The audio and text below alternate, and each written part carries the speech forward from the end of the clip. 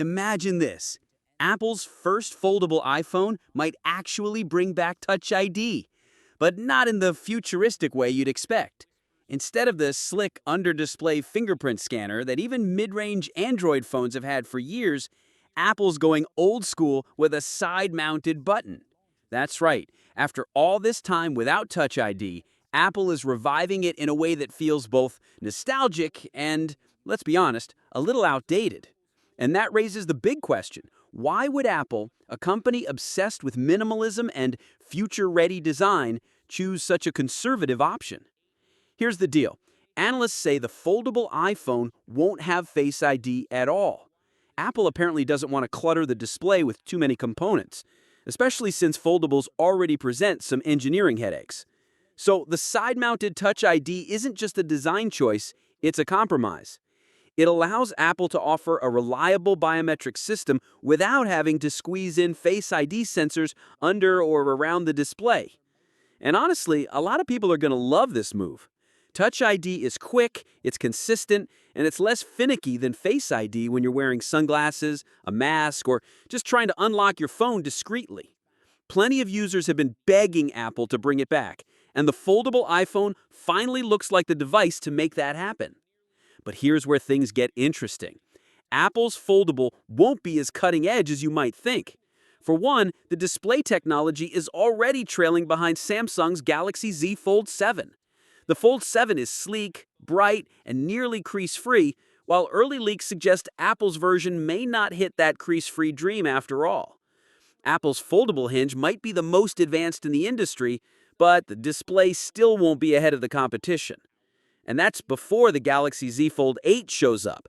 By the time Apple actually launches its foldable, likely in 2026, alongside the iPhone 18, Samsung will have had 2 extra years of refinements under its belt. If history is any guide, that means Samsung's foldables will still be ahead in hardware, while Apple's offering will be playing catch-up. So, why will people still rush to buy the foldable iPhone in huge numbers? Simple. Apple knows how to sell a story. They don't just release products, they frame them as essential. The foldable iPhone will be marketed as a reinvention, even if the specs don't necessarily outshine the competition. Touch ID's return will be pitched as a consumer-first feature, even though it's actually more of a design necessity. And millions of loyal iPhone users who've been waiting for a foldable option won't care that Samsung already perfected the concept years ago. That's Apple's genius, really. They don't need to be first. They don't even need to be the most advanced. They just need to create the perception that their version is the most polished, the most trustworthy, and the most desirable. For many people, that's enough. From my perspective, the return of Touch ID is one of those rare moments where Apple is giving users what they've been asking for, even if it's not in the most futuristic form. It's a reminder that sometimes old tech still works best. Personally, I think a side-mounted button makes sense for a foldable. It's reliable, it won't interfere with the screen, and it avoids the awkwardness of forcing Face ID into a device that doesn't really suit it.